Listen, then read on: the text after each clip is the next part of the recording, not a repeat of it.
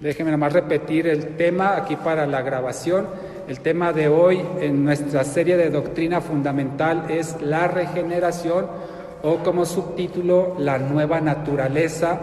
Y vamos a tomar como versículo de inicio 2 de Corintios capítulo 5, versículo 17. Dice la palabra del Señor, creo que es un pasaje que hemos escuchado ya en otras ocasiones y vamos a explicar a qué se refiere. Dice, de modo que si alguno está en Cristo, nueva criatura es, las cosas viejas pasaron, he aquí, todas son hechas nuevas. Amén. Oremos al Señor. Padre, te damos gracias, Señor. Gracias, Padre, porque sabemos que estamos delante de tu presencia. Tú te has manifestado en este lugar, Señor, a través de esa paz que sobrepasa todo entendimiento, Señor. Esa paz sobrenatural que solamente tú puedes proveer por medio de tu Espíritu Santo, Señor, y percibimos que tú estás aquí, Padre. Además, confiamos, Señor, cuando tú prometiste que estarías donde 2 o 3 se reunían en tu nombre. Así es que creemos, Señor, por fe que tú estás aquí en medio de nosotros, Señor. Por eso es que venimos a ti, Padre, para pedirte, Señor, suplicarte que tu Espíritu Santo hable a nuestras vidas. Cada uno de nosotros venimos ante ti, Señor, con diferente historia, con diferente trasfondo, Padre, con diferentes necesidades, Señor. Pero tu palabra, Señor, que es perfecta, puede satisfacer, Señor, todas nuestras necesidades, Padre, todas nuestras dudas las puede resolver, aún nuestras curiosidades acerca de la palabra, Señor, tú las satisfaces, Padre, por medio de tu Espíritu Santo. Por eso es que venimos ante ti, Señor, en este día, pidiéndote, Padre, que nos hables a cada uno conforme lo que hoy necesitamos escuchar de ti, conforme a nuestro entendimiento, a la capacidad que has puesto en nosotros, Señor, que podamos entender plena, absoluta y completamente tu mensaje de hoy, Padre, para que este, Señor, produzca el fruto que tú esperas y que lo pongamos en práctica cada vez que haya ocasión, Señor. Quita toda distracción, quita toda preocupación, Señor, aún el cansancio, Padre, quítalo, Señor, en este día, para que podamos concentrarnos y enfocarnos en tu mensaje y hacerlo con toda reverencia, con todo respeto, porque eres tú hablando a nuestras vidas. Por esto te damos gloria, honra y alabanza en el nombre de Jesús. Amén. Amén. Entonces, leíamos aquí en 2 de Corintios 5, 17, la palabra de Dios que dice que el que está en Cristo, nueva criatura es, y que todas las cosas viejas pasaron, ¿sí? He aquí todas son hechas nuevas. Vamos a ver entonces a qué se refiere este pasaje en la palabra del Señor, que somos nuevas criaturas, los que estamos en Cristo. Ahí lo dice claramente, el que está en Cristo, nueva criatura es. Podemos, por negación, en el sentido contrario, decir que el que no está en Cristo no es nueva criatura, ¿sí? Pero los que sí estamos en Cristo, sí somos nuevas criaturas. Vamos a ver entonces qué éramos antes de ser estas nuevas criaturas que habla la Biblia, para lo cual le invito a que me acompañen la palabra a la carta a los Efesios, capítulo 2. Efesios está ahí enseguidita de donde estábamos ahorita en Corintios. Efesios 2, versículo 1. Esto era lo que usted y yo éramos antes de estar en Cristo, o esto es lo que siguen siendo las personas que no están en Cristo. Dice Efesios 2:1, hablando del Señor Jesucristo, dice, y Él les dio vida a ustedes, lo estoy hablando en un lenguaje más actual, y Él les dio vida a ustedes cuando estaban muertos en sus delitos y pecados. Es decir, que antes de Cristo la persona se encuentra, como dice aquí, muerta en sus propios delitos y muerta en sus propios pecados. Es decir, que antes de Cristo vivíamos conforme vive la gente que llamamos del mundo. Es más, vivíamos conforme quería que viviéramos. El diablo mismo nos inducía a vivir conforme a las pasiones de nuestra carne, los deseos de nuestro corazón, la voluntad propia, nuestra propia mente, nuestros propios pensamientos. No considerábamos a Dios y vivíamos nuestra vida como la queríamos vivir, ¿no? Hasta hay canciones que dicen eso, ¿verdad? Yo soy quien quiero ser, o yo soy como quiero ser, y el que quiera, que me quiera, y el que no me quiera. Sobre todo nosotros, a veces los mexicanos, que somos muy dados a esa valentía, a ese machismo equivocado, nosotros vivíamos alejados de Dios y, como dice aquí la palabra del Señor, muertos en nuestros delitos y pecados. No significa que estábamos muertos físicamente, pero sí estábamos muertos espiritualmente, porque Dios no estaba en nosotros y vivíamos conforme a nuestra propia voluntad, que en realidad, permítame aclararlo, vivíamos bajo la voluntad del diablo. Vivíamos como el diablo quería que viviéramos, haciéndonos creer que vivíamos como nosotros queríamos, cuando en realidad no era así. Vivíamos conforme él quería, pero nos hacía creer lo contrario. Sin embargo, veamos aquí mismo en Efesios 2, más adelante, qué sucedió, porque estábamos muertos. Versículo 4 de Efesios 2 dice: pero Dios, que es rico en misericordia, por su gran amor con que nos amó, aún estando nosotros muertos en pecados, volviendo al punto, estábamos muertos en pecados, dice, nos dio ¿qué? Vida, juntamente con Cristo. Por gracia son salvos, por gracia han sido salvados o rescatados. Es decir, que aunque estábamos muertos en nuestros delitos y pecados, por su gracia, por su misericordia, su favor y su amor, dice que nos dio ¿qué? Vida, juntamente con Cristo.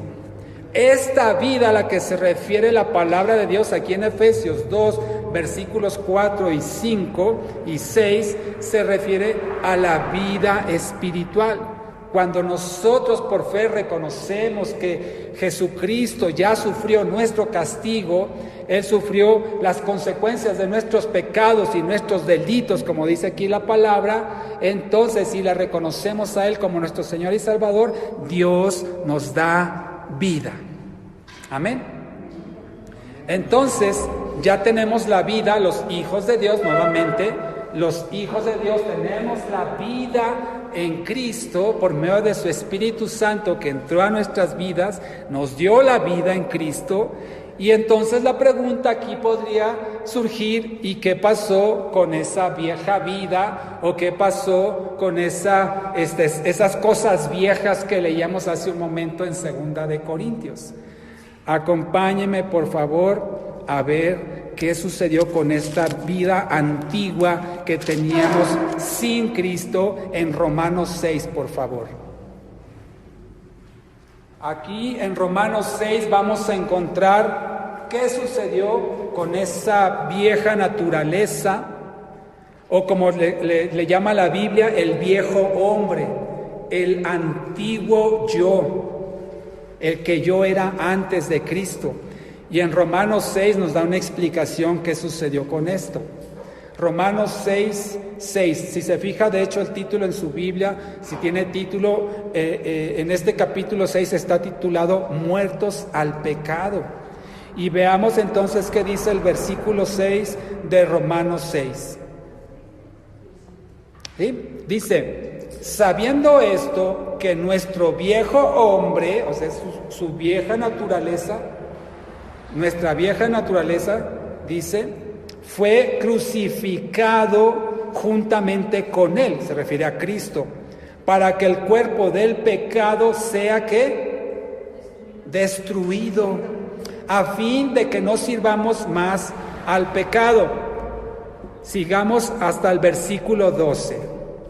Y ahorita le comento al respecto a estos versículos. Dice: no reine pues el pecado en su cuerpo mortal, de modo que lo obedezcan en sus deseos desmedidos o concupiscencias, ni tampoco presenten sus miembros, es decir, los miembros de su cuerpo, al pecado como instrumentos de iniquidad, sino preséntense ustedes mismos a Dios como vivos de entre los muertos y los miembros de su cuerpo a Dios como instrumentos de justicia. ¿Qué nos está diciendo aquí la palabra? Que el viejo hombre o la vieja naturaleza o la vieja mujer, si me permite hacer genérica este término, está crucificada, lo acabamos de leer, ¿verdad? En el versículo 6, dice destruida, crucificada y destruida, dice en el versículo 6, la vieja naturaleza. Y entonces en el versículo 12 y 13 nos dice el apóstol Pablo que no presentemos nuestros cuerpos ni nuestros miembros, es decir, nuestros pies, nuestras manos, nuestra boca, nuestros ojos, para participar de obras de pecado, sino que presentemos nosotros nuestro cuerpo como vivo entre los muertos, para hacer cosas justas o cosas de justicia. Entonces entendemos que ese viejo hombre o esa vieja mujer que éramos antes de Cristo ya está crucificada y ya está, dice ahí, muerta, ¿sí? Ya murió. Pero usted y yo nos podemos, dice destruida, la palabra correcta, dice destruida, para que no sirvamos al pecado. Pero es cierto, hermano, que usted y yo no hemos muerto todavía, ¿verdad? Estamos aquí vivitos y coleando, pateando, como dirían otros. Estamos todavía vivos. Entonces, ¿cómo es que ese viejo hombre o esa vieja naturaleza fue crucificada, fue destruida, si seguimos todavía vivos? Porque otra vez lo leo en el versículo 6 de Romanos 6, dice: fue crucificado juntamente con Cristo para que el cuerpo del pecado sea destruido. El cuerpo del pecado sea destruido. Sin embargo, usted y yo no hemos sido todavía destruidos, gracias a Dios. Todavía tenemos cuerpo. ¿Cómo es entonces que ese cuerpo del pecado que dice aquí la palabra fue destruido? Esto significa, hermano, que la vieja naturaleza de nosotros ya fue destruida. Sin embargo, todavía reside en nuestro cuerpo. Todavía reside en nuestro cuerpo y todavía causa influencia en nuestra voluntad. Todavía usted y yo podemos ser influidos por ese viejo hombre, por esa vieja mujer que éramos antes de Cristo. Y por eso podemos entender que tenemos una nueva naturaleza, una nueva criatura, como lo leímos en 2 de Corintios, pero también tenemos una vieja naturaleza, una vieja criatura que todavía reside en nuestro cuerpo. Eso algún día va a terminar, ya le explicaré cuándo, pero mientras usted y yo estemos en vida, aunque somos nueva criatura, que todas las cosas viejas pasaron y todas son hechas nuevas, todavía esas cosas viejas, esa vieja criatura, todavía reside en nuestro cuerpo. Y por eso tenemos un conflicto interno, usted y yo, de vez en cuando la nueva naturaleza quiere obedecer a Dios, quiere hacer las cosas que le agradan al Señor, pero la vieja naturaleza todavía se revela de vez en cuando y nos hace o nos induce a hacer cosas inapropiadas a lo que nuestra nueva naturaleza quiere hacer. ¿Sí le quedó claro? Bien, entonces vamos a entender cómo es que usted y yo, ahorita le explico qué hacemos con esa vieja naturaleza. Ahí guárdela, ahí déjela un ratito, no la moleste porque se pone muy loca.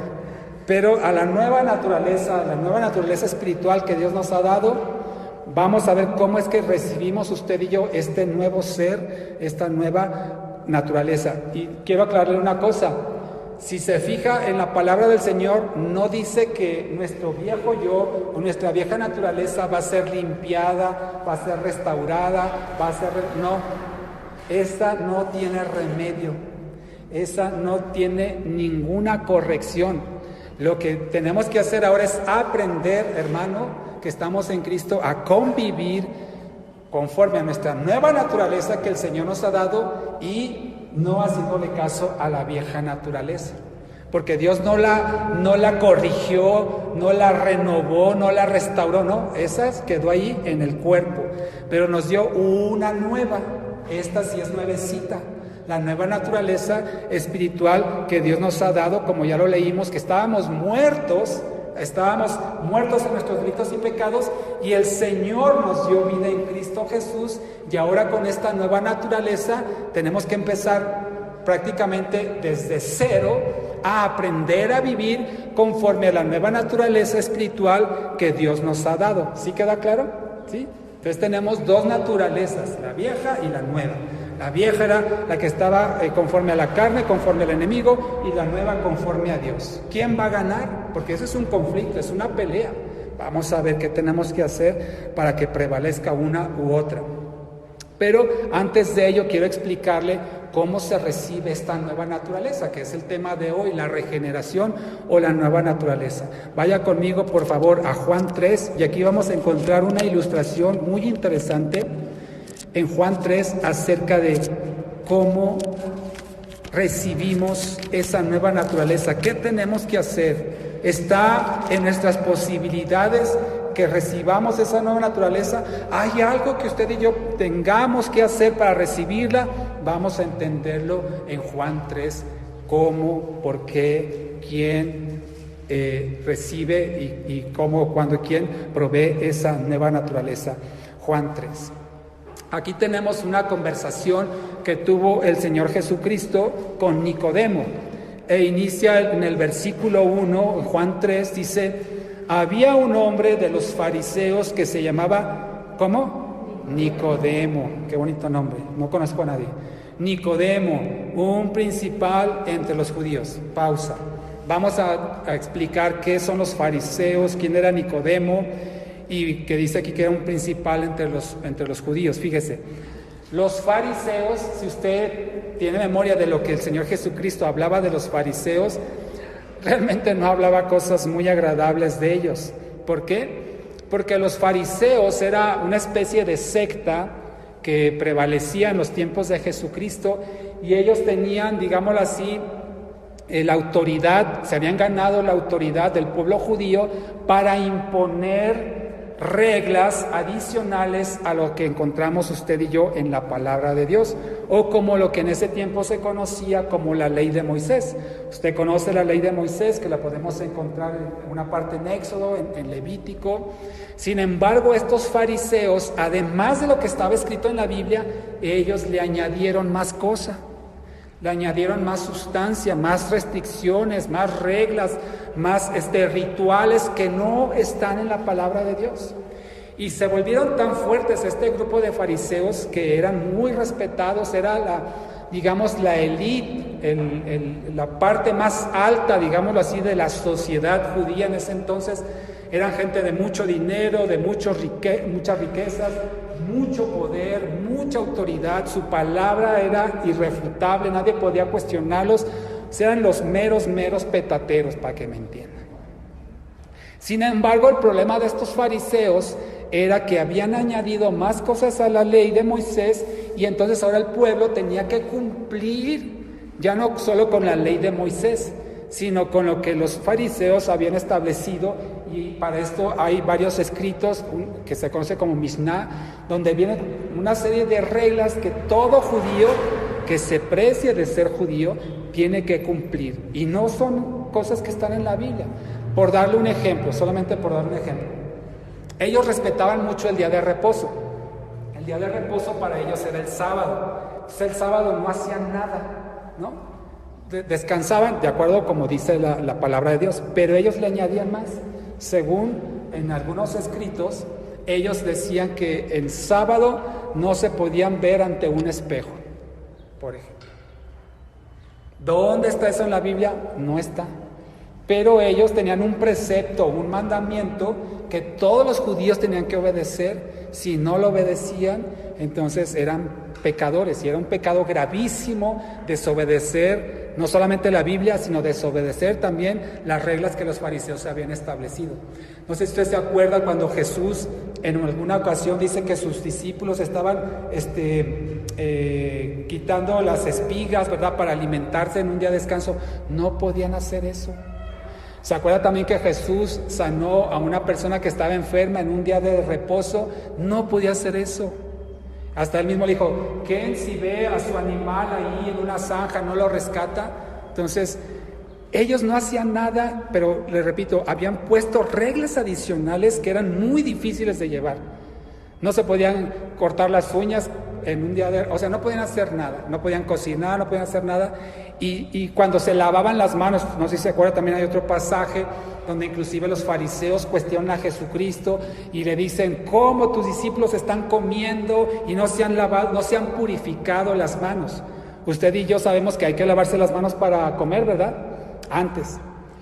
Pero ellos no, tenían que hacer un ritual con un agua traída de un pozo especial, en un recipiente de ciertas características especiales, colocado en un lugar especial, y tenían que meter no sé cuántas veces la mano, lavarse hasta el codo, recitar, en fin, era un ritual mucho más allá de lo que la palabra de Dios establecía. ¿Sí me expliqué? Y entonces eran gente muy influyente y todo el pueblo judío lo respetaba justamente por esa autoridad que tenían. Eran los maestros de la palabra, eran los que conocían todo el Antiguo Testamento, la Torá, conocían las profecías, eran personas realmente muy encumbradas en la sociedad judía, muy respetadas. Ese era el pueblo, o digamos la secta de los fariseos. Y como leímos en el versículo 1 de Juan 3, dice, Nicodemo era un principal, o sea, no era cualquier fariseo, era un principal, uno de los mejores o de los más importantes. Inclusive por algunos historiadores se sabe que Nicodemo era parte de la corte suprema, o sea, era el que dictaba juicios sobre el pueblo, y si ellos decían, a ver, apedréenlo, lo apedreaban, a ver, a hay que echarlo fuera del pueblo, o sea, ellos tenían ese poder y autoridad. Pero mire lo que Jesucristo pensaba de los fariseos. Vaya conmigo a Mateo 23 y vamos a ver qué pensaba Jesús de los fariseos. Mateo 23.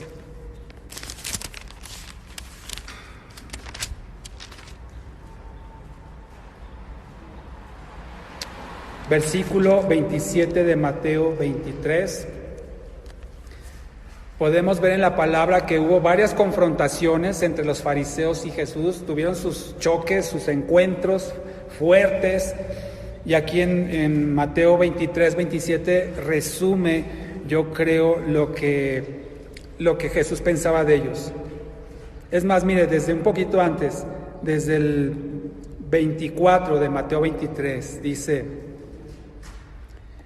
guías ciegos que coláis el mosquito y tragáis el camello.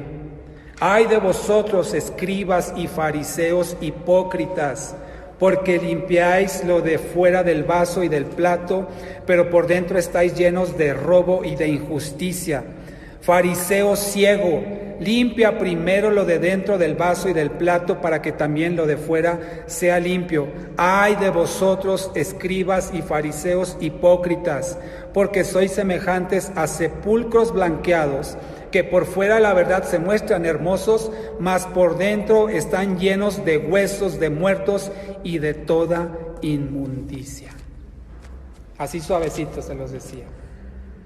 Había una confrontación tremenda entre los fariseos, bueno, aquí están también incluidos los escribas, con Jesucristo, al grado que Él les dijo sepulcros blanqueados.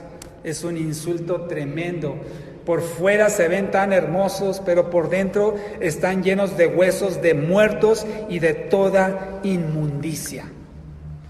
Así eran los fariseos, porque Jesucristo sabía la condición del pueblo judío ante la opresión, no solamente de los romanos que los estaban invadiendo en esa época, sino aún del propio pueblo judío. Dentro de ellos estaban los fariseos, estaban los escribas, que oprimían al pueblo con reglas muy difíciles de llevar.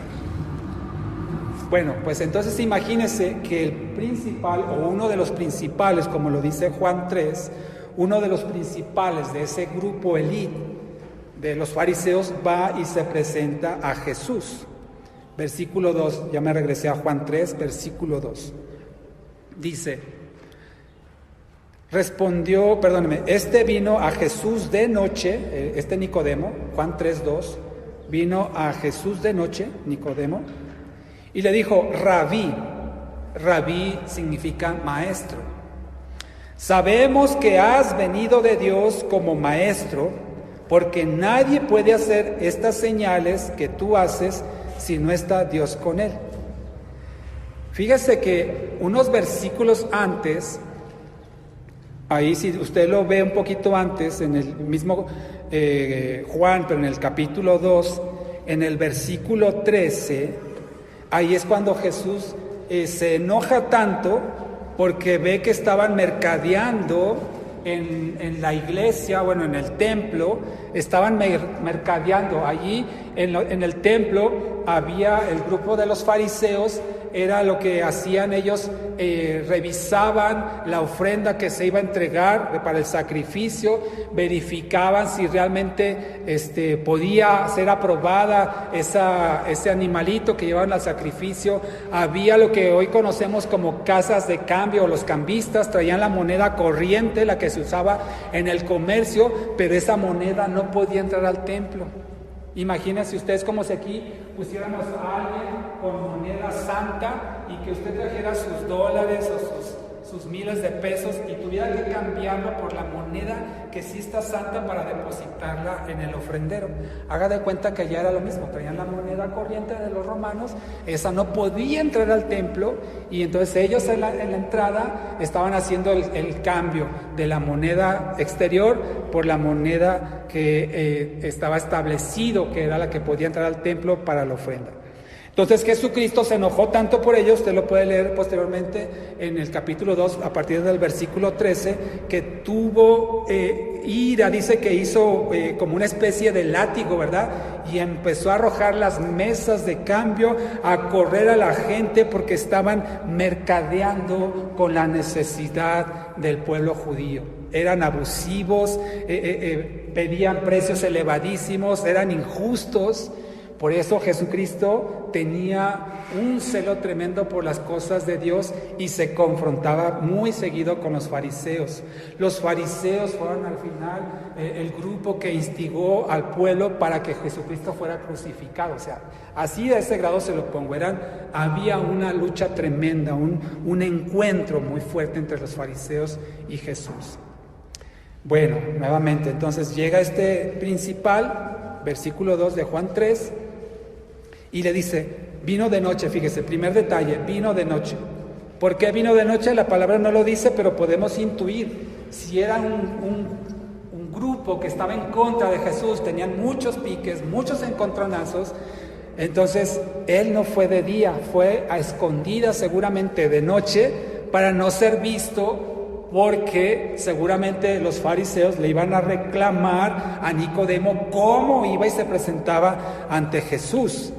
Vino de noche y le dijo, maestro, sabemos que has venido de Dios. Mire aquí otro detalle importante, le está llamando ¿cómo? Maestro, que es rabí, maestro. O sea, los fariseos eran maestros. Que un fariseo, conocedor de la palabra, le llamara a otra persona maestro, significa que era alguien respetable. Un fariseo no le llamaba maestro, sino a otro fariseo. Pero aquí tenemos a un fariseo, Nicodemo, llamándole maestro a aquel que hace unos momentos atrás los había corrido del templo. Entonces él llega y le dice, maestro. Otro detalle importante, sabemos que has venido de Dios como maestro. Sabemos, fíjese, está hablando en plural. Significa que no era el único que creía que en Jesús había algo especial, al grado que este Nicodemo se arriesgó al desprestigio, al rechazo de los fariseos y fue ante Jesús de noche y le dijo: Maestro, sabemos que has venido de Dios. Significa que había varios que sabían, o inclusive hasta podríamos decir que creían que Jesús venía de Dios. ¿Por qué? Porque dice: nadie puede hacer estas señales que tú haces. Las señales que Jesús había hecho, ya había hecho, por ejemplo, en las bodas de Caná, convirtió el agua en vino, había hecho varias señales, y entonces ellos dijeron: wow, este trae algo, este viene de Dios, porque nadie, como lo dice aquí, nadie puede hacer estas señales que tú haces si no está Dios con él. Nuevamente, Nicodemo reconociendo que estaba ante un maestro, que Dios estaba con Jesús, porque hacía señales que nadie más podía hacer. Nunca nadie más ha convertido el agua en vino. Nunca nadie más ha sanado enfermos como lo hacía Jesucristo. Y entonces Nicodemo reconocía que estaba ante alguien enviado por Dios. ¿Está claro hasta ahí, mi hermano? Bien, ahora fíjese qué le contesta Jesús. Así se presenta, le dice esto a Nicodemo, versículo 3, la respuesta de Jesús. Respondió Jesús. ¿Qué le preguntó Nicodemo? Me parece que todavía nada. Sin embargo dice: respondió Jesús y le dijo: de cierto te digo, que el que no naciere de nuevo no puede ver el reino de Dios. Me da risa, hermano, porque, ¿de qué estás hablando, Jesús?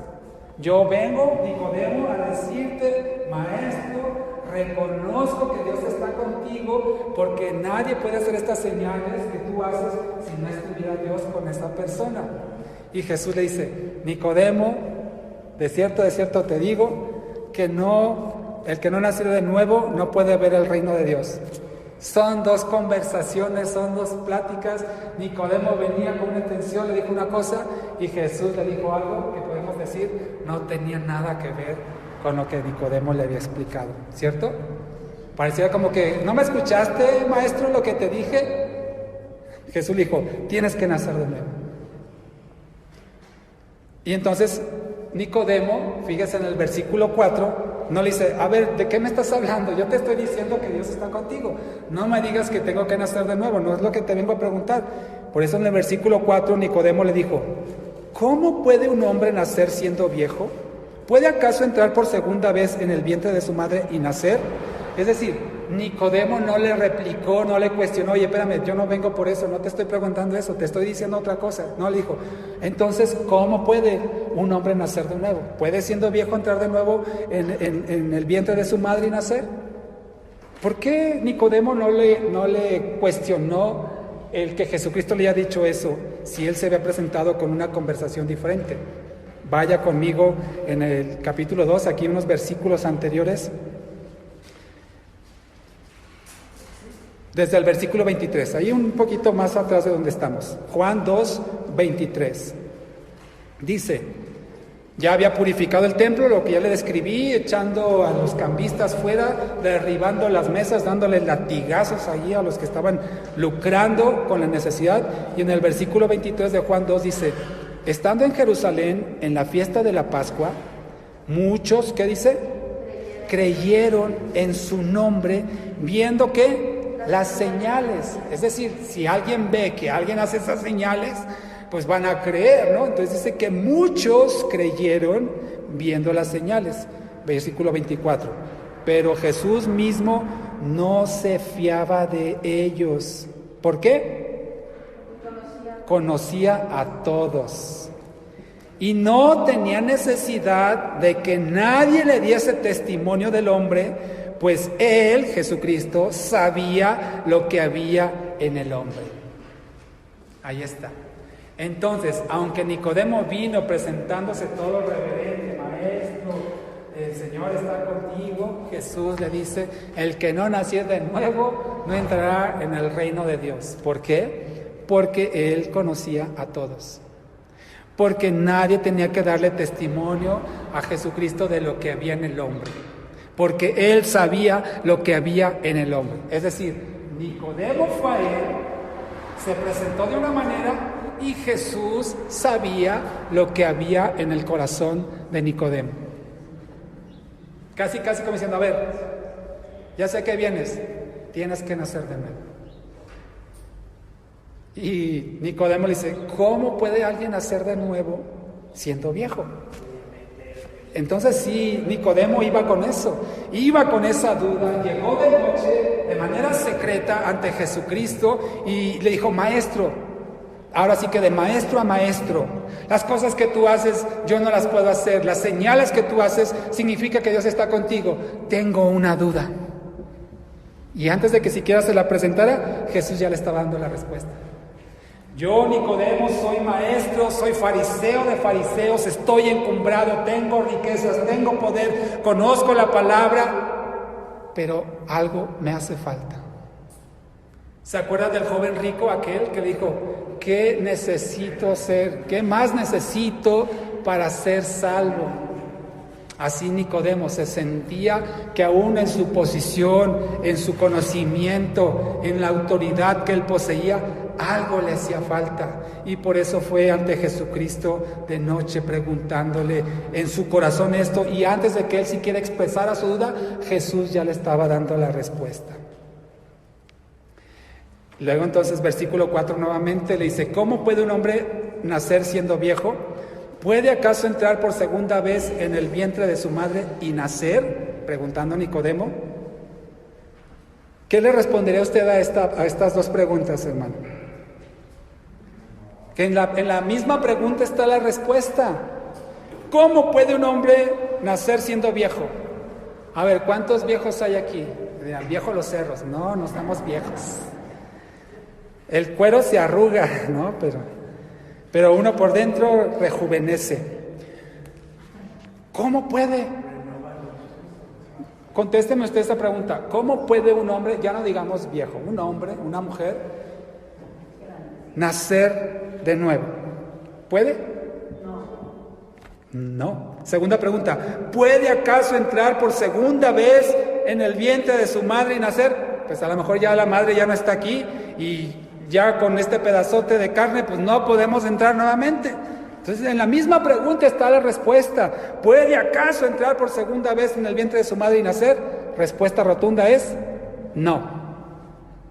Entonces, ahí está la respuesta a su duda, hermano.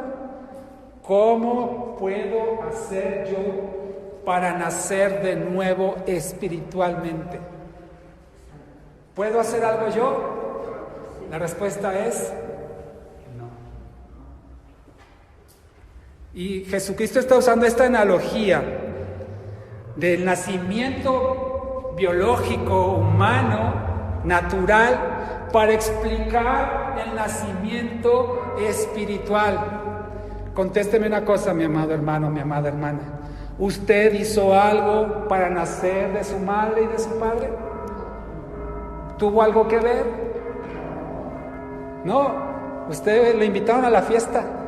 Bueno, la fiesta pasó 9 meses antes, pero usted lo invitaron y usted nació, pero usted y yo no hicimos nada para decidir nacer. Naturalmente nadie puede hacer nada para nacer. Alguien decide darle vida. En lo espiritual es exactamente lo mismo. Nadie puede por sí mismo decidir nacer. Nadie puede por sí mismo hacerse nacer espiritualmente. A alguien más le tiene que dar vida. ¿Quién es ese alguien, hermano, en lo espiritual? Dios. ¿No lo acabamos de leer hace unos minutos en Efesios 2:4, verdad? Que Él nos dio vida. Entonces, usted y yo, así como en lo natural, no hicimos nada para nacer biológicamente, humana y naturalmente, tampoco podemos hacer nada para nacer espiritualmente, sino que el que lo hace es Dios. Versículo 5, respondió Jesús a estas dos preguntas de Nicodemo, que usted y yo ya sabemos la respuesta, pero vamos a ver qué le dice Jesús.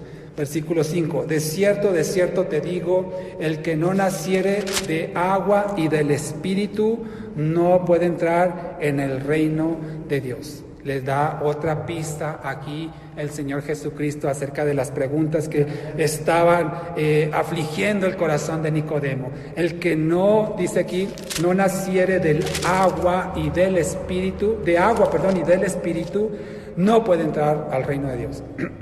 ¿A qué se refiere esto? Discúlpeme.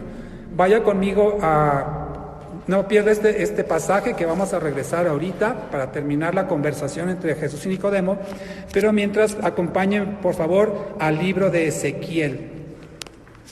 Hay un pasaje por ahí que da la explicación a lo que Jesucristo le está citando a Nicodemo. Nicodemo conocía la Biblia, la Torá que había en ese entonces, conocía el Antiguo Testamento perfectamente, era un maestro. Era una persona ilustrada en la palabra del Señor, en las profecías. Y entonces Jesús le está haciendo una cita que Nicodemo debería saber.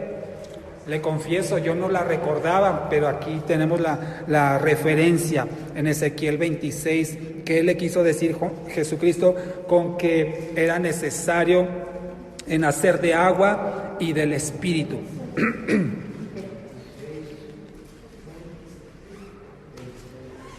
Ezequiel 36, perdóneme, discúlpeme por favor. Ezequiel 36.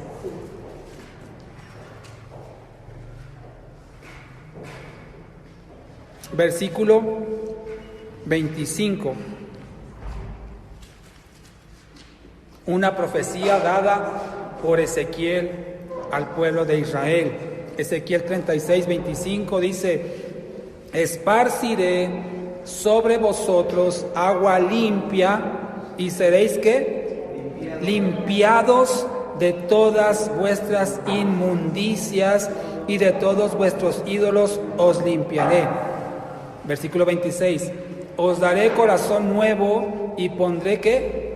Espíritu nuevo dentro de vosotros y quitaré de vuestra carne el corazón de piedra y os daré un corazón de carne. Y pondré dentro de vosotros mi espíritu, con E mayúscula, sabemos lo que se refiere, y haré que andéis en mis estatutos y guardéis mis preceptos y los pongáis por obra. Aquí está.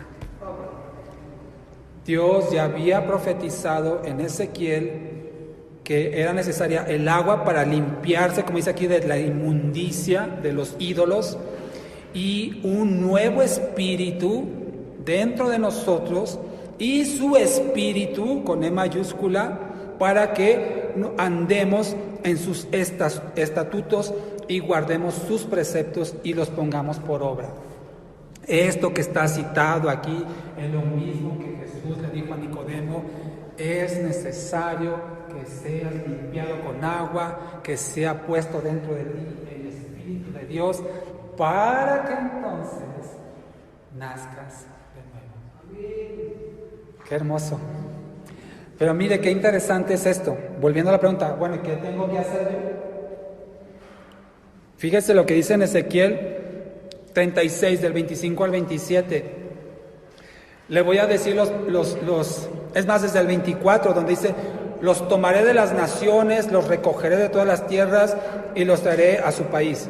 Desde Ezequiel 36, 24 al 27, veamos con atención cuáles son los verbos que encontramos aquí. Dice en el 24, yo. ¿Quién está hablando? Dios. En el versículo 23 dice: yo soy Jehová, dice Jehová el Señor. Desde el 23, y dice en el 24: yo los tomaré, yo los recogeré, yo los traeré. Versículo 25: yo esparciré, le pongo el yo para enfatizarlo, yo esparciré agua y ustedes serán limpios. Versículo 26: yo les daré un corazón nuevo, yo pondré un espíritu nuevo dentro de ustedes, yo quitaré de ustedes la carne del corazón de piedra, quitaré el corazón de piedra, yo daré un corazón de carne. 27. Yo pondré dentro de ustedes mi espíritu. Yo haré que anden en mis estatutos y ustedes los van a guardar y ustedes los pondrán por obra. ¿Quién está haciendo aquí el trabajo, hermano? Dios. Yo haré, yo los tomaré, yo los lavaré, yo lo pondré, yo quitaré, yo esparciré, yo purificaré, yo recogeré, yo. Así es que el único que puede dar vida espiritual al hombre es Dios.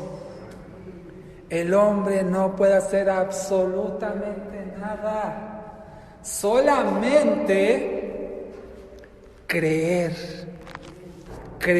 y esperar en Dios, que Él tome esa fe y diga, este sí me cree, a este voy a salvar, a este lo voy a limpiar, a este lo voy a purificar, a este lo voy a rescatar, a este lo voy a justificar, a este lo voy a santificar, a este pondré un espíritu, a este le daré nueva vida. Lo único que usted y yo podemos hacer es creer y esperar en Él, pero eso no significa que usted y yo podemos lograr la salvación, el perdón o la regeneración que estamos viendo hoy por nosotros mismos, sino que es Dios el que lo hace, conforme a su misericordia, conforme a su soberanía. Él es el único que tiene el poder para dar vida. Por eso, mi amado hermano, es incorrecto hacerle creer a la gente que tú haz una oración de fe y serás salvo. No es cierto. Bueno, no necesariamente va a suceder. No podemos asegurarlo ni podemos garantizarlo. Tú haz una oración de fe y que Dios tenga bien, como leímos en Efesios 4:2, que Él tenga bien por su misericordia darte vida. Pero quien lo da es Él. Tú no puedes hacer absolutamente nada, solamente cree y confía que Él lo va a hacer. Clama, ruégale, implórale que lo haga. Pero quien lo da es el Señor. Amén. Bueno, sigamos con esta conversación. Regresemos a Juan 3, por favor. Entonces, ya le citó Jesucristo a Ezequiel, capítulo 36, versículos 25 al 27. Se lo recita o se lo cita a Nicodemo, y luego le dice en el versículo 7, desde el 6, perdónenme, Juan 3, 6. Lo que es nacido de la carne, ¿qué? Carne es. Lo que es nacido del Espíritu, Espíritu es. No te maravilles de que te dije, es necesario nacer de nuevo. El viento sopla de donde quiere y oye su sonido, mas ni sabes de dónde viene ni a dónde va. Así es todo aquel que es nacido del Espíritu. Hermano, dígame una cosa, ¿podemos controlar el viento? Podemos decirle, viento, vete por acá, viento, dale la vuelta por allá, viento, dale la vuelta a Juárez, como dice. No podemos controlar el viento, solamente lo sentimos y percibimos sus efectos, pero usted, el ser humano, no puede controlar el viento, ni dictarle por dónde irse, ni por dónde no irse. Así es el nacido del Espíritu. El hombre no puede hacer nada, el que lo hace es Dios. Dios es el que hace. Versículo 9.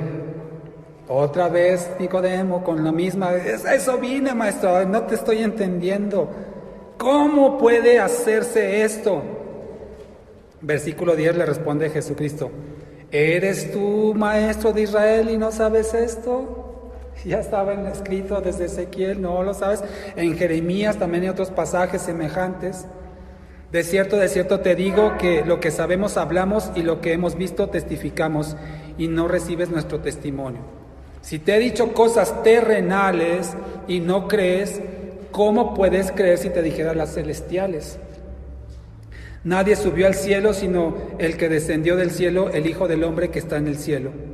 Y como Moisés levantó la serpiente en el desierto, así es necesario que el Hijo del Hombre sea levantado, versículo 15, para que todo aquel que en Él cree no se pierda, mas tenga vida eterna.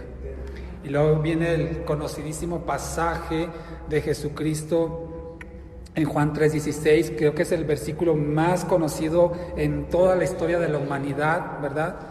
Porque de tal manera amó Dios al mundo, que ha dado a su Hijo unigénito, para que todo aquel que en Él cree no se pierda, mas tenga vida eterna. Aleluya, gloria a Dios. Entonces, hermano, ya después sigue el Señor Jesucristo hablando, pero ya no tiene más lugar aquí una conversación entre Nicodemo y Jesús. El resumen de esta conversación que nos explica cómo nacer de nuevo, no podemos hacer nada, solamente pedirle al Señor que tenga misericordia, que nos dé vida, que podamos clamar a Él, que nos perdone nuestros pecados y ponga su Espíritu en nosotros. Pero le digo una cosa, hermano, esto ni siquiera el hombre natural lo puede pedir, porque ya lo hemos visto hace un momento que leíamos en Efesios 2, cuando dice que estábamos muertos en nuestros delitos y pecados. Un muerto que está inmerso en los delitos y pecados no va a clamar a Dios por esto, porque él está a gusto viviendo la vida que vive, carnal, pecadora y mundana. Solamente si le fuera dado del cielo el creer, va a levantar su voz y clamar al Señor. Así es que usted y yo, nuestra labor, ¿qué es lo que tenemos que hacer? Todos aquí confío, hermano, y eso ya de cada uno sabrá. Confío que todos los que estamos aquí, y espero que los que estén escuchando esta grabación ya hayan sido salvados por Cristo, ya han sido nacidos de nuevo con esa nueva naturaleza. Pero los que no, ¿qué podemos hacer por ellos? Además de, por supuesto, estar orando, estar clamando al Señor que tenga misericordia. Así como un día vino a nuestras vidas, nos hizo creer en Él, confiar en Él, depositar nuestra vida en Él y nos dio esta nueva naturaleza, nos dio su Espíritu Santo, que así tenga bien el Señor hacer lo mismo con aquellos que todavía no le conocen. Así es que usted y yo tenemos este trabajo de estar orando, de estar intercediendo, especialmente por los más cercanos, nuestros familiares, pero además de eso, mi hermano, lo que usted y yo podemos hacer es exponer la palabra de Dios, hablarles de Cristo. Pues, ¿cómo van a creer si nadie les predica? ¿Cómo van a creer si nadie les predica? Usted y yo, nuestro trabajo, nuestra obra en esta tierra es hablar de Cristo a todo el que se nos ponga enfrente en toda ocasión que sea posible. Y si no es posible, que nuestra propia vida sea una evidencia de la transformación que Dios está haciendo en cada uno de nosotros, que nuestra vida sea un testimonio vivo de su amor y misericordia. Porque nada podemos hacer para que alguien nazca de nuevo más que explicarle la palabra de Dios y que el Espíritu Santo los convenza, que el Espíritu Santo les hable y les dé el entendimiento. Bien, vamos hacia la parte final. Vaya conmigo aquí mismo en Juan, capítulo 1. Solamente para cerrar este punto del nuevo nacimiento, Juan 1, ya como cierre, digamos, de este tema, que el nuevo nacimiento no es algo que nosotros podamos causar, ni provocar, ni conseguir, ni alcanzar, sino que el único lo puede dar es Dios. En Juan 1, versículo 13, es más, desde el 12, si me permite, Juan 1, 12, dice: mas a todos los que le recibieron, a los que creen en su nombre, les dio potestad de ser, ¿qué? Hechos hijos de Dios. Aquí está, lo que puede hacer el hombre es creer, es recibirle, pero eso, le repito, no es dado al hombre natural, sino solamente por el Espíritu que le va a convencer de creer. Los cuales, versículo 13, no son engendrados de sangre, ni de voluntad de carne, ni de voluntad de varón, sino de Dios. Dios. Los hijos de Dios no son engendrados por voluntad de nadie, sino solamente por la voluntad de Dios. Somos engendrados como sus hijos. Entonces, ahora, entendiendo que tenemos una nueva naturaleza, una nueva vida espiritual en Cristo Jesús que Él nos concedió por su gracia y misericordia, ¿qué hacemos con la vieja naturaleza, hermano? ¿Qué hacemos con el viejo hombre? ¿Qué hacemos con la vieja mujer? Me refiero no en lo terrenal, ¿verdad? No empezar, bueno, como soy nueva criatura, me consigo una nueva, ¿no? Y esta vieja ya pasó. No, se refiere a su naturaleza. ¿Qué hacemos? Vamos a tener un conflicto interno, usted y yo. Todos los hijos de Dios tenemos un conflicto. Antes vivíamos apartados de Dios, no nos importaba, y en nuestra forma de vivir, digamos que éramos felices a la manera del mundo, ¿verdad? Pero ahora que estamos en Cristo, puesto que todavía estamos en este cuerpecito, todavía reside en nosotros esa vieja naturaleza que de repente sale y nos hace pecar, nos hace pensar mal, nos hace hablar mal, nos hace manifestar un carácter desagradable, en fin, un estuche de monerías, ¿verdad? Una caja de Pandora que ahí de repente se abre y salen sapos, culebras, tepocatas y todo eso. ¿Qué hacemos, hermano, con esa vieja naturaleza? Aquí hay solamente de dos. Para todo ser humano. Es una pelea, es un conflicto, es una lucha interna, hacer lo bueno, no hacer lo bueno, hacer lo malo, no hacer lo malo. En esta lucha interna solamente hay dos campos de batalla, dos ejércitos, digámoslo así. Por un lado, o estamos en Dios, fíjese bien, estamos en Dios contra el pecado, o estamos en pecado en contra de Dios. No hay términos medios, no hay campos neutrales. Nuevamente, o estamos en Dios contra el pecado, o estamos en pecado contra Dios.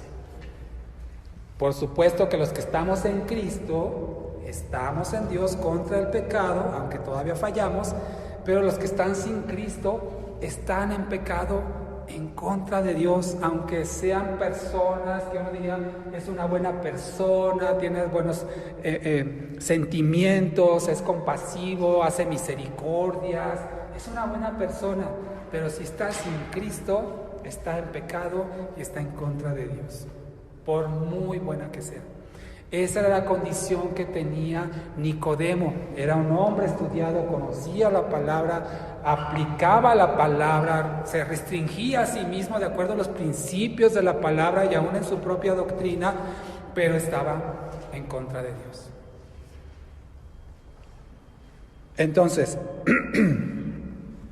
esta lucha interna, hermano, entre nuestro nuevo yo, nuestra nueva naturaleza, nuestro nuevo Hugo, Juan, Pedro, Mario, Jorge, como se llame usted, nuestro nuevo contra nuestro viejo, no va a terminar mientras estemos habitando todavía en este cuerpo. Todavía no va a lograrse la derrota, mejor dicho, la liberación absoluta de la influencia de esa vieja naturaleza, sino hasta que estemos delante de la presencia del Señor. Mientras usted y yo vamos a tener constantes luchas contra nuestra antigua naturaleza, ahora que estamos en Cristo. Y mire de qué grado son estas peleas internas. Vaya conmigo a Romanos 7. Ya estoy en la parte final, mi amado hermano. Le agradezco su paciencia, su atención. Vamos a Romanos 7. Y vamos a ver este conflicto interno que no solamente radica en usted y en mí. Así es que usted no se extrañe, hermana, no se cuestione que, ay, pero ¿por qué me pasan estas cosas? ¿Por qué todavía sigo teniendo esos malos pensamientos? Ay, ¿por qué todavía sigo haciendo cosas malas? Eso es normal. La diferencia que ahora estamos en Cristo, no tenemos condenación por esos pecados, porque aún esas faltas Dios ya las perdonó en la cruz del Calvario. No tenemos ninguna condenación, pero es cierto que seguimos fallando. Y en Romanos 7 encontramos una situación que el propio apóstol Pablo, siendo el apóstol que era, con toda la revelación que Dios le había dado, él tenía ese mismo conflicto interior que todo cristiano, que usted y yo padecemos día a día. Romanos 7 dice en el versículo 15: porque lo que hago no lo entiendo, pues no hago lo que quiero, sino lo que aborrezco, eso hago. Pasamos al versículo 21, ahorita le resumo esto que estamos leyendo. Así que queriendo yo hacer el bien, como usted y yo, hijos de Dios, queremos hacer el bien, hallo esta ley, que el mal está en mí, porque según el hombre interior me deleito en la ley de Dios, como usted y yo. Pero veo otra ley en mis miembros, es decir, en mi cuerpo, que se rebela contra la ley de mi mente y que me lleva cautivo a la ley del pecado que está en los miembros de mi cuerpo. Versículo 24: miserable de mí, ¿quién me librará de este cuerpo de muerte? Así es que, y mire, todavía en el 25 dice: gracias doy a Dios por Jesucristo Señor nuestro, así que yo mismo con la mente sirvo a la ley de Dios, mas con la carne a la ley del pecado. Entonces, ese viejo hombre, esa vieja mujer que todavía habita en este cuerpo, nos va a estar trayendo problemas al grado que, como decía el apóstol Pablo, yo en mi mente sirvo a la ley, lo que agrada al Señor, pero con mi cuerpo todavía están expuestos al pecado, y por eso clama diciendo: ¿quién me librará de este cuerpo de muerte? El único que nos va a librar, mi amado hermano, y eso va a suceder cuando lleguemos a su presencia, es Dios. Hasta entonces, hermano, usted y yo vamos a seguir luchando, peleando, batallando con la vieja naturaleza, con el viejo hombre que todavía de vez en cuando, si usted y yo no lo controlamos, aflora, sale a flote en nuestros pensamientos, en nuestras palabras, a veces en nuestras intenciones. Así es que, ¿qué tenemos que hacer? Con esto termino. Vayan nuevamente conmigo a Efesios 4:22. Con esto terminamos. Efesios 4:22. Ya estamos en Cristo, ya entendimos que no hicimos nosotros nada, sino que inclusive el creer nos fue dado por Dios, y que Él es el que a nosotros nos dio la nueva vida por su misericordia. Ahora que vivimos en Cristo, tenemos un conflicto interno todos los días, luchando contra el viejo hombre que todavía quiere pecar, y nosotros tenemos algo que está a nuestro alcance hacer. Lo encontramos en Efesios 4, versículo 22. Este es lo que usted y yo tenemos que hacer, mi amado hermano, para esta nueva vida que tenemos en Cristo. Efesios 4, 22. Dice: en cuanto a la pasada manera de vivir, es decir, como usted y yo éramos antes de Cristo, despójense del viejo hombre, de la vieja mujer, si me permite, que están viciados conforme a los deseos engañosos. Despojarnos entonces de esa antigua naturaleza que todavía está en nuestro cuerpo, y renovándonos en el espíritu de nuestra mente. Con el conocimiento de la palabra del Señor renovamos nuestra mente. Y vístanse, versículo 24, del nuevo hombre, de la nueva mujer, creados según Dios en la justicia y santidad de la verdad. ¿Qué tenemos que hacer entonces, mi hermano? Despojarnos de esa antigua naturaleza, renovar nuestra mente. Ahora que estamos en Cristo, como le dije, empezamos de cero, así como algunos de nosotros ya pasamos los 20, ¿verdad? Otros ya pasamos los 30, otros también ya los 40, y ahí le paro, ¿no? Para no hacerla sentir mal. ¿Sí? Ya pasamos. Entonces imagínense 20, 30, 40 y tantos años más viviendo de una forma hasta que venimos a Cristo, empezamos otra vez de cero, como un bebecito. Y tenemos que aprender entonces, como aquí lo leímos en el versículo 23, renovar nuestra mente con el conocimiento de la palabra de Dios. Tenemos que meternos a la palabra para entender ahora esta nueva naturaleza, cómo debe vivir, qué es lo que tiene que hacer, qué es lo que no tiene que hacer. Porque la vieja ya la conocemos, ya de mucho tiempo. Ya la conocemos, ya sabemos qué le gusta, ya sabemos para dónde se va. Pero ahora la nueva naturaleza, ¿cómo tenemos que vivir conforme a esta nueva vida que Dios nos ha dado en Cristo? A través de la palabra, con la guía del Espíritu Santo, venir a la iglesia, escuchar predicaciones. Eso nos va a ayudar a que esta nueva vida en Cristo sea alimentada y podamos crecer en el Espíritu. Porque ¿cómo vamos entonces a ganar esta batalla diaria que enfrentamos usted y yo? Siendo fuertes en el Espíritu. Y siendo fuertes en el Espíritu significa que tenemos una vida rendida al Espíritu de Dios, conforme a su palabra. Por eso, mi amado hermano, ¿quién va a ganar? En esta esquina, la vieja naturaleza. En esta otra, la nueva naturaleza. Pelea sin límite de tiempo. No son a 3 caídas, es hasta que el Señor lo llame a su presencia. ¿Quién ganará? ¿Quién cree que va a ganar, hermano? O sea, el que esté más ponchado, el que esté más fuerte, el que esté más nutrido, el que haga más ejercicio, ese va a ganar. Si la nueva naturaleza es un bebecito, pues la vieja naturaleza al principio le va a estar dando unos cocazos, pero conforme esta nueva naturaleza empieza uno a crecer en el Espíritu, empieza a alimentarse de la palabra, empieza a hacer las cosas que gana el Señor, va a agarrar fuerza, ¿no? Es como los padres cuando a lo mejor a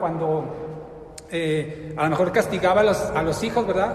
Eran chiquitos, ándale, y le daba su nalgada o lo castigaba o algo. Pero ese chiquito va creciendo y dice, ay, ya no. Creo que en vez de que yo se la dé, me la va a dar a mí, ya está más grande que yo, ¿no? Está más fuerte. Así es, hermano, también la nueva naturaleza. Hay que alimentarla, hay que nutrirla, hay que ejercitarla para que se fortalezca y crezca. Y cuando venga el conflicto con la vieja naturaleza, pueda ganar la batalla. Pero es traicionera esa vieja naturaleza, hermano. Es marrullera, es mañosa. Si de repente le da un piquete de ojos, una patada ahí, descuidado, y ¡pum!, cae, ¿no? Pero usted y yo tenemos que fortalecernos en el Señor para que entonces podamos crecer en el Espíritu y vivir una vida que agrade a Dios. Amén. Póngase de pie y vamos a dar gracias al Señor por esta palabra. Entendiendo entonces que tenemos 2 naturalezas en nuestro interior y que depende de cada uno de nosotros quién va a ganar cada batalla que libremos día a día. Es de esperarse, mi amado hermano, que conforme pase el tiempo y uno va adquiriendo madurez y fuerza espiritual, esas batallas se vayan inclinando más a favor de la nueva naturaleza que Dios nos ha dado, ¿verdad? Eso es de esperarse. Pero por supuesto, repito, es una labor permanente, sin fin, que tenemos que estar realizando usted y yo, si queremos vivir la vida que agrada al Señor.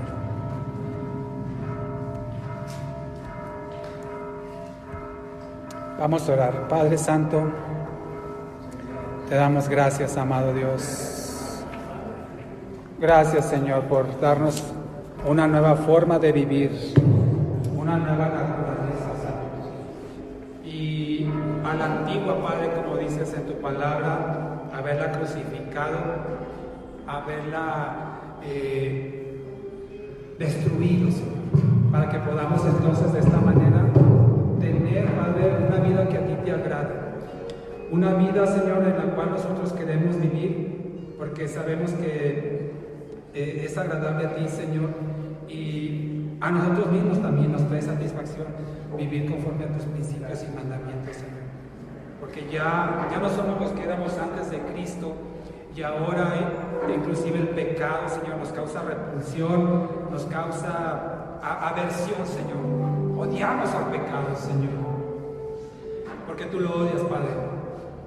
Llamamos la santidad porque tú la amas, Señor, y nos llamas a vivir en esa condición, Padre.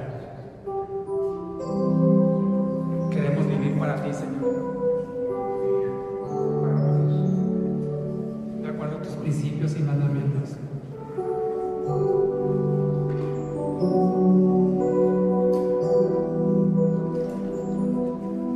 Cierra tus ojos ahí.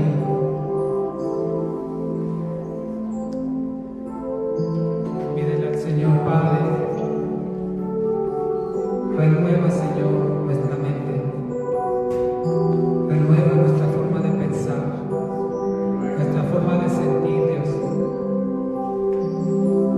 de acuerdo a la nueva naturaleza que nos has dado en Cristo Jesús.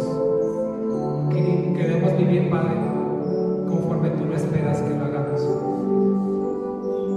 Y de esta forma, Señor, crecer espiritualmente y agradarte más cada día, Señor.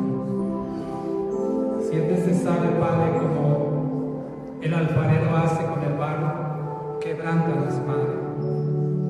Quebrántanos, transfórmanos y vuélvenos a hacer si es necesario, Dios.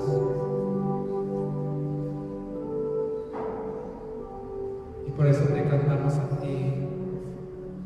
Yo quiero más de ti. Yo quiero más de ti.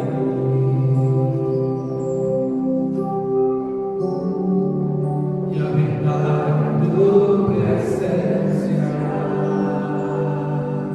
Vengo para que crezcas tú.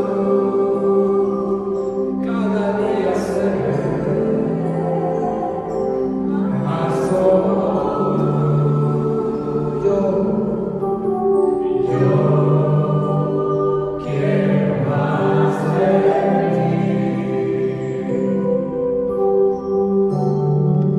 Y habitar en tu presencia. Vengo para que crezcas tú. Y cada día más como tú. Quebranta mi corazón, quebranta mi vida, te entrego mi voluntad a ti. Todo lo que soy, Señor, todo cuanto tengo es tuyo. Quiero menguar para que crezcas tú.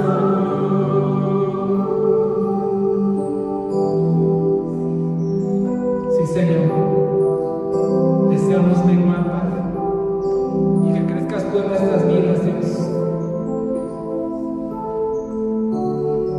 Dile, yo quiero más de ti. Yo quiero más de ti. Y habitar en tu presencia. Menguar para que crezcas tú. Y cada día más como tú. Quebranta mi corazón, quebranta mi vida.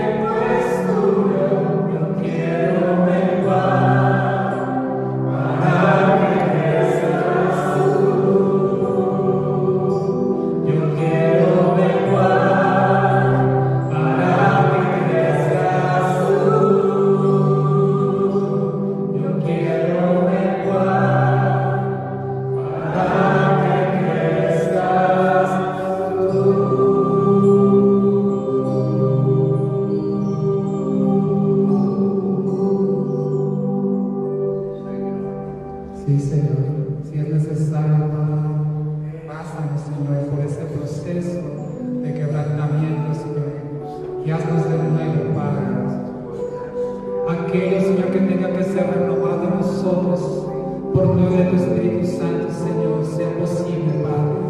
Porque ya no queremos vivir como éramos antes, Señor. Porque con solo recordar, Padre, lo que éramos antes de ti, Señor, sentimos vergüenza, Señor. Sentimos hasta asco, Padre, de las cosas que hacíamos antes, Señor. Y sabemos que a veces, Padre, fallamos y por a veces ocasiones, Señor, caemos, Padre. Pero no queremos hacerlo más, Señor. Queremos vivir la vida que a ti te agrada, Dios, de acuerdo a tus principios, Señor, de acuerdo a tus mandamientos, de lo que tu Espíritu Santo nos muestra, Señor. Que ese carácter, Padre, que tanto daño hizo en el pasado, Señor, que esas debilidades, Padre, que esas palabras, Señor, que pronunciamos en el pasado, Señor, no vuelvan más a nosotros, Padre, sino que ahora, Señor, manifestemos plenamente la nueva vida que nos has dado en Cristo Jesús. Lo pedimos, bendito Padre, en el nombre de nuestro amado Señor Jesucristo. Amén. Amén.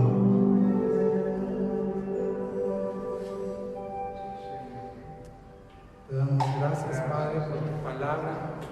Gracias, Señor, por el mensaje de este día. Gracias, Señor, por habernos hablado.